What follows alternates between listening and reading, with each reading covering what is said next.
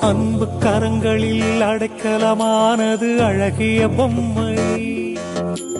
ஆண்டவன் கருணையில் வாழ்ந்திடும் ஏழ்மை அதுவே உண்மை. அன்பு கரங்களில் அடைக்கலமானது அழகிய பொம்மை. ஆண்டவன் கருணையில் வாழ்ந்திடும் ஏழ்மை அதுவே உண்மை. சிலர் அது புதியது பழதானால் அது சிலர் வாழ்வினை புதிதாகும். சிலரது உடைமைகள் உருவிழந்தால் அது சிலர் உறவாயுருமாறும். பூங்குயில் தினம் பாடும் இங்கே ஆசையின் பல்லவி. இரு தோழிகள் கதைதானம்மா உங்கள் சிந்து பைரவி.